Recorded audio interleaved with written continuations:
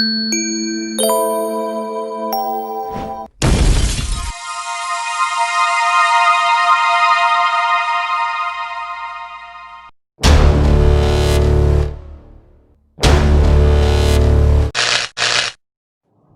Friends, मैं कुमार नीरज स्वागत करता हूं आपका अपने यूट्यूब चैनल में। बिल्कुल फ्रेंड्स, जैसा कि मैं कहा था आपको कि मैं 11th का पार्ट 3 लाऊंगा। किस चैप्टर का? डेबिट एंड क्रेडिट का। बिल्कुल मैं ले आया हूं आपके लिए पार्ट 3। कुछ क्वेश्चन बताऊंगा इस पार्ट में, और मैं ये भी उम्मीद करता हूं कि आप पिछला लेक्चर समझे होइएगा। ठीक है, कोई भी डाउट हुआ होगा तो प्लीज़ कमेंट कर दीजिएगा। अगर डाउट नहीं हुआ है तो इस वीडियो को प्रॉपर वे में देखिए, और भी क्वेश्चन जो बचा हुआ क्वेश्चन है उसको आप बिल्कुल बनाइएगा अच्छी तरीके से। ठीक है, चलिए क्वेश्चन शुरू करते हैं। क्वेश्चन क्या कहता है? रूपक स्टार्टेड बिजनेस विथ कैश। बिल्कुल आपको क्वेश्चन स्क्रीन पे दिख रहा होगा। रूपक स्टार्टेड बिजनेस विथ कैश। रूपक स्टार्टेड बिजनेस विथ कैश। तो अकाउंट कौन कौन है यहाँ पे वो देखिएगा आप। एक कैश है और एक रूपक है। ठीक है, बिजनेस तो आप समझ रहे हैं, जब भी स्टार्ट किया जाता है तो एंट्री इसके लिए क्या उठ करके आता है? कैपिटल का। याद रखिएगा, है ना, बताया था ना कि जब भी बिजनेस स्टार्ट होता है तो उस कंडीशन में क्या उठ करके आता है आपके लिए? कैपिटल उठ के आता है। किस किस रूप में? तो कैश के रूप में आया है। किस रूप में आया है? कैपिटल। कैपिटल बन गया बिल्कुल कैश। कैश जो लगाते हैं ना वो पूंजी बन जाता है आपके व्यापार में। बिल्कुल, तो ठीक है ना। तो एक आपका कैश हो गया, जो कौन सा अकाउंट है? रियल अकाउंट है, क्योंकि आप इसको देख छू सकते हो। उसके बाद ये कौन सा अकाउंट है? तो ये आपका पर्सनल अकाउंट है। बिल्कुल, तो ये आपका पर्सनल अकाउंट है। कौन? रूपक। रूपक एक व्यक्ति है और ये अपना पहचान बता रहा है कि ये क्या कर रहा है? व्यापार को स्टार्ट कर रहा है। तो जब भी रूपक व्यापार में पैसा लगाएगा, ठीक है ना, तो रूपक का नाम नहीं आएगा एंट्री में। रूपक का नाम एंट्री में नहीं आएगा। किसका नाम आएगा?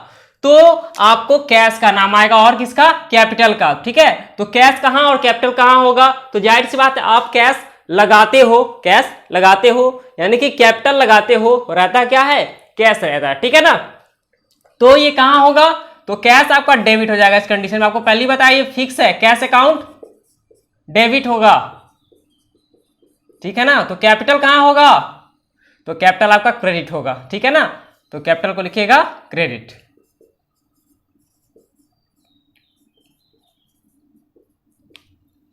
ठीक है, परफेक्ट है ना। तो जब भी इस तरह का एंट्री होगा तो आप ऐसे ही लिखिएगा, क्या क्या? कैश अकाउंट डेबिट और कैपिटल अकाउंट क्रेडिट। इस कंडीशन में एंट्री आपका ऐसा ही जाएगा। ठीक है ना। चलिए नेक्स्ट क्वेश्चन को देखते हैं। नेक्स्ट क्वेश्चन क्या कहता है? तो नेक्स्ट क्वेश्चन कहता है cash deposited into bank. Bank कौन सा बैंक? पीएनबी। क्वेश्चन बोल रहा है कि पीएनबी बैंक में आप पैसा जमा कर रहे हो। ठीक है ना। चलिए, तो ये क्या कहता है समझ लीजिएगा। पीएनबी में कैश जमा करना है, cash deposited into PNB bank. ठीक है ना, कैश डिपॉजिट इनटू, या इन कह दीजिए, कोई दिक्कत नहीं है, इनटू पीएनबी बैंक। ठीक है, यानी कि पीएनबी बैंक में है ना, क्या की जा रही है? कैश को डिपॉजिट किया जा रहा है। बिल्कुल, तो कैश जब भी डिपॉजिट होगा, कैश जब भी आपका डिपॉजिट होगा तो उस कंडीशन में आप क्या देते हो? बैंक में जब भी जाते हो कैश जमा करने के लिए, यानी कैश को देते हो। क्या करते हो? कैश को दे दो, तभी तो डिपॉजिट करेगा बैंक वाला, है ना। तो हम किसको दे रहे हैं? तो हम पीएनबी बैंक को दे रहे हैं। किसको दे रहे हैं? पीएनबी बैंक को दे रहे हैं। बिल्कुल, पीएनबी बैंक को क्या दे रहे हैं? कैश। तो कैश समझ लीजिए आप क्या कर रहे हैं, आपके पास से जा रहा है, गोज आउट हो रहा है। ठीक है ना, तो गोज आउट हो रहा है, क्योंकि एसेट्स को आप फॉर्मूला पढ़े थे। क्या पढ़े थे? डेबिट व्हाट्स कम्स इन और क्रेडिट व्हाट्स गोज आउट। मतलब जो आ रहा है उसको डेबिट करते हैं, जो जा रहा है वो क्रेडिट करते हैं। तो इस कंडीशन में गोज आउट हो रहा है। क्या चीज आपका? कैश आपका गोज आउट हो रहा है। बिल्कुल, यानी कि कैश गिवर फॉर्म में है आपके। कहां पे है? गिवर फॉर्म में, यानी कि आप दे रहे हो। ठीक है ना, तो जब भी आप दोगे तो उस कंडीशन में क्या होगा? तो उस कंडीशन में आपका एंट्री लिखाएगा गिवर का, ठीक है ना। तो चलिए ये हो गया गिवर का, ठीक है। और ये क्या हो गया, ये बंदा कौन है, बैंक। तो बैंक आपका कम सीन का काम कर रहा है, यानी कि रिसीवर का काम कर रहा है, बिल्कुल रिसीवर का काम कर रहा है, ठीक है ना। तो जब भी रिसीवर का काम हो, जब भी रिसीवर का काम हो तो रिसीवर कहां होगा, डेबिट में होगा, ठीक है ना। तो चलिए इसको डेबिट में दिखा देते हैं, ठीक है। किसको, बैंक को, क्योंकि बैंक ले रहा है तो बैंक रहेगा ऊपर, तो लिखेंगे PNB बैंक, या फिर आप सिर्फ बैंक लिखे या PNB बैंक लिखिए, ये क्या होगा, तो ये अकाउंट हो जाएगा डेबिट, ठीक है ना। और क्रेडिट कौन रहेगा, तो क्रेडिट आपका रहेगा कैश, तो यहां लिखेगा कैश अकाउंट क्रेडिट, ठीक है ना। ये एंट्री जाएगा आपका, ठीक है। यानी कि PNB बैंक कह लीजिए, सिर्फ बैंक कह लीजिए, अकाउंट डेबिट होगा वो, क्योंकि वो ले रहा है पैसा को और हम क्या दे रहे हैं, तो नीचे है मेरा कैश, बिल्कुल। तो कैश हम दे रहे हैं इसलिए गिवर है, ये गिवर कहां से, नीचे से दे रहा है, ऊपर से वो ले रहा है, कौन, बैंक, बिल्कुल। ऐसे ही समझिए कि लेन देन होता कैसे है, एक व्यक्ति देने वाला तो देने वाला नीचे या लेने वाला ऊपर, बिल्कुल, ठीक है ना। डेबिट क्रेडिट अब क्लियर है इसका। चलिए अब नेक्स्ट क्वेश्चन देख लेते हैं क्या कहता है। नेक्स्ट क्वेश्चन कहता है purchase goods from Akshay, purchase goods from Akshay, बिल्कुल परचेज गुड्स फ्रॉम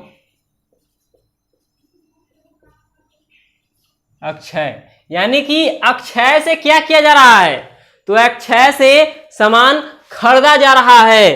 तो क्यों, आखिर वजह क्या है इसको खरीदने का, कुछ तो कारण होगा, है ना। तो देख लीजिए क्या कारण है। तो उसके घर में सामान का आवश्यकता होगा तो खरीद रहा है ना। किससे, अक्षय से, क्या, तो गुड्स, गुड्स को हम क्या बोलते हैं, स्टॉक भी कहते हैं। तो स्टॉक का नाम लिखा हुआ है क्या, यहाँ पे कोई नाम तो है नहीं। तो जब भी बोले थे आपको कि नाम नहीं होगा, उस कंडीशन में क्या लिखाएगा एंट्री, तो उस कंडीशन में आपका एंट्री लिखाएगा किसका, परचेज का, ठीक है ना। तो आपका ये एक अकाउंट हो गया और ये एक अकाउंट हो गया, ठीक है ना। गुड्स भी एक अकाउंट ही है, ठीक है ना, रियल अकाउंट इसको देख छू सकते हैं, लेकिन गुड्स का नाम नहीं है, ठीक है। तो कौन सा सामान है, आकलन सिर्फ कर सकते हैं, अंदाजा लगा सकते हैं। तो अंदाजा क्यों लगा, सीधे परचेज ही क्यों ना लिख दे, वो ज्यादा आसान होगा आपको, है ना। तो उस कंडीशन से आप क्या कीजिएगा, इसका नाम लिख देना। तो आपको बताया था कि परचेज हमेशा कहां होता है सर जी, बिल्कुल परचेज हमेशा डेबिट में ही होता है। तो इसको कहां दिखाइएगा, डेबिट में ही, भूलिएगा नहीं, ठीक है ना। तो परचेज को कहां लिखेंगे, डेबिट में लिखेंगे, ठीक है ना। चलिए तो परचेजेस अकाउंट लिख देंगे,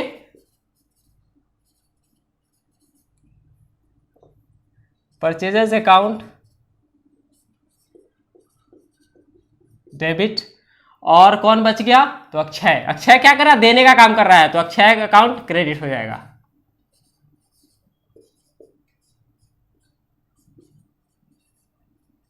बिल्कुल। यहां डेबिट क्रेडिट आसानी से निकल गया, आपको परेशानी नहीं हुई ना, क्योंकि अक्षय क्या कर रहा है, देने का काम, इसलिए तो बोला से, अक्षय से प्राप्त हुआ, से मतलब वो दे रहा है, बिल्कुल देगा, तो क्या देगा, तो गुड्स देगा, किसको, कोई आदमी होगा अपना ले रहा होगा, तो उस व्यक्ति का नाम नहीं, इसलिए हम लोग क्या लिखे, परचेजर लिख दिए, परचेज अकाउंट डेबिट, क्योंकि जो भी होगा वो बंदा यहीं पर होता है, परचेज के स्थान पर, तो बंदे का नाम नहीं है, इसलिए मैं क्या लिख दिया, परचेज लिख दिया, ठीक है ना।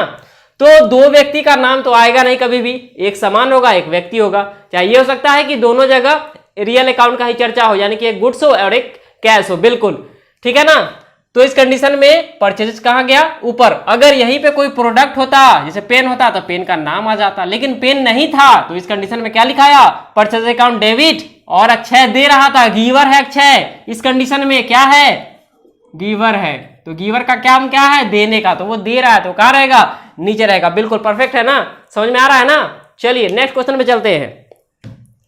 नेक्स्ट क्वेश्चन कह रहा है sold goods for cash, sold goods for cash, बिल्कुल भाई साहब। तो ये करना क्या चाह रहा है, तो ये बेचना चाह रहा है, बहुत खरीद लिया, जब खरीदते खरीदते मन भर जाता है, पैसे की आवश्यकता पड़ती है, तो क्या करना पड़ता है सर जी, तो हमको तो बेचना ही पड़ेगा ना, है ना। तो क्वेश्चन क्या कह दिया समझ लीजिए, बोला कि सोल्ड गुड्स फॉर कैश, बिल्कुल गौर करने वाली बात है कि यहां पे कौन कौन सा अकाउंट्स है, तो एक कैश हो गया, एक शोल्ड हो गया। शोल्ड को सेल्स कहते हैं। सेल्स भी आपका क्या है? अकाउंट्स है, ठीक है ना। तो इसको क्या कहेंगे? बिल्कुल इसको सेल्स कहेंगे, ठीक है ना। तो चलिए इसको आप सेल्स कहिएगा। और ये भी गुड्स यानी स्टॉक, सामान, यानी कि नाम नहीं दिया हुआ है, ये तो आपका रियल अकाउंट है, ठीक है। तो उस कंडीशन में दोनों पोर्शन, ये सेल्स बना हुआ है और ये रियल अकाउंट है, ये आपका नॉमिनल अकाउंट है सेल्स, ठीक है ना। सेल्स क्या है? आपका नॉमिनल अकाउंट है, ठीक है ना। तो उस कंडीशन में आपको दिख रहा है सारा कुछ। चलिए अब देख लीजिए कि एंट्री कैसे जाएगा। तो जाहिर सी बात है, कोई चीज हम बेचते हैं तो हमको क्या मिलता है? तो यहां क्वेश्चन ही बोल रहा है कि सामान बेच रहे हैं, किस चीज के लिए? पैसा के लिए। नहीं मिलेगा तो काम चलेगा नहीं ना, बेचने का कोई मतलब ही नहीं रह जाएगा ना, है ना। तो उस कंडीशन में क्या, सामान बेचेंगे तो क्या आएगा हमको? पैसा। तो पैसा रिसीव होगा, तो इसलिए कैश अकाउंट को क्या लिखेंगे? डेबिट में लिखेंगे, क्योंकि पैसा आएगा। यानी कि ये रिसीवर का काम कर रहा है, यानी कि कम्स इन का काम हो रहा है यहाँ पे। समझिएगा, फॉर्मूला पढ़े थे उसमें लिखा था कम्स इन, यानी क्या आ रहा है आपके पास? कैश। और आप क्या दे रहे हो? गुड्स। यानी कि आप गुड्स के जगह पे गुड्स लिख सकते हो मन है तो, या फिर सेल्स लिख दीजिए, कोई दिक्कत नहीं है। या फिर सामान का नाम होता तो वो भी आप यहाँ पे लिख सकते थे, लेकिन नहीं है सामान का नाम, इसलिए मैं सेल्स लिखूं या गुड्स लिखूं, नो मैटर, कुछ भी हो सकता है। लेकिन आसान ज्यादा क्या लगता है? सेल्स लिखना। तो सेल्स को ही कहां लिखिएगा? बिल्कुल सेल्स को नीचे लिखिएगा, ठीक है। तो वो हो जाएगा क्रेडिट में, ठीक है। परफेक्ट है ना, इसमें कोई डाउट नहीं होना चाहिए। नेक्स्ट क्वेश्चन देख लेते हैं क्या कहता है। नेक्स्ट कहता है paid salary to employ. Employ को सैलरी, बिल्कुल भाई साहब खरीदे और बेचे, सब काम कर लिए। अब लगता है पैसा ज्यादा हो गया हुआ है तो किसको देना पड़ेगा? एम्प्लॉय को देना पड़ेगा। तो देने के लिए तैयार रहिए ना, सिर्फ अपने पॉकेट में भरिएगा नहीं होगा उससे काम, तो आपको देने के लिए तैयार होना है, ठीक है ना। तो क्या क्वेश्चन है? सैलरी पेड टू एम्प्लॉय, ठीक है ना। यानी कि सैलरी क्या कर रहे हैं? पेड कर रहे हैं, किसको? एम्प्लॉय को। तो यहां पे कौन सा अकाउंट आ गया? सैलरी नॉमिनल अकाउंट है। पेड की बात कर रहा है, यानी कि एक्सपेंस होने वाला है, ठीक है ना। यानी कि ये एक्सपेंस का चर्चा कर दिया। अगर यही रिसीव होता, यही क्या होता? अगर रिसीव होता, ठीक है ना, दिमाग में रखिएगा, यही अगर रिसीव होता तो इस कंडीशन में ये एक्सपेंस नहीं होता, तब क्या होता? ये आपका इनकम होता, ठीक है ना। कंफ्यूज नहीं होइएगा। जब भी सैलरी पेड का जिक्र करे ना तो वो होता है आपके लिए क्या? एक्सपेंस। क्या होता है? एक्सपेंस। लेकिन जब भी इनकम का जिक्र करे तो क्या होता है? तब उस कंडीशन में होता है आपका रिसीव, यानी कि पैसा का आना, बिल्कुल, ठीक है ना। चलिए तो आप समझ लीजिए, तो रिसीविंग का में आपका इनकम हो गया। अब एंट्री कैसे बनेगा ये समझ लेते हैं, ठीक है ना। तो एंट्री क्या कहता है? तो हम पेमेंट किसको कर रहे हैं? एम्प्लॉयज को। जब भी पेमेंट करते हैं ना तो वहां पे एम्प्लॉयज हो या किसी बंदे का नाम हो तो हमको नाम वाम से मतलब नहीं होता है, हमको काम से मतलब होता है कि हम क्या पेमेंट कर रहे हैं। नाम से कोई मतलब नहीं है, बिल्कुल। नाम से मतलब रखिएगा तो परेशानी हो जाएगा नॉमिनल अकाउंट का पेमेंट के समय, बिल्कुल। बाद बाकी आप सब में कोई दिक्कत नहीं है, उसमें नाम यूज कर सकते हैं, लेकिन नॉमिनल अकाउंट के पेमेंट में, रिसीव में नाम का चर्चा नहीं कीजिएगा, मैं बता दे रहा हूं आपको। तो क्या लिखाएगा? तो सैलरी आपका नॉमिनल अकाउंट है। सैलरी कौन सा अकाउंट है? नॉमिनल, नाम मात्र खाता, एक्सपेंस का काम करेगा। और पेड का मतलब यहां पर हो गया कि कैश आ गया यहां पे, बिल्कुल, ठीक है। अगर नहीं लिख रहा है कोई चीज कैश वैश, तो इस कंडीशन में जब नॉमिनल पेड होता है ना तो वो कैश ही होता है, ठीक है। नहीं तो कैश अगर नहीं होगा तो क्वेश्चन आपको लिख के देगा कि क्या होगा, तो उस कंडीशन में हो सकता है कि चेक होगा, चेक। तो चेक को बैंक के रूप में दिखाई जाती है, ठीक है ना, बैंक के नाम से दिखाया जाता है, बिल्कुल। तो लिखने के लिए तैयार हो जाइए। एंट्री क्या क्या लिखाएगा? तो एंट्री क्या लिखाएगा? तो सैलरी, जब, क्योंकि आपको फॉर्मूला में बताया था नॉमिनल अकाउंट का कि सैलरी जब भी पेड होता है तो फॉर्मूला उसका कहते हैं debit all expenses and losses, ठीक है।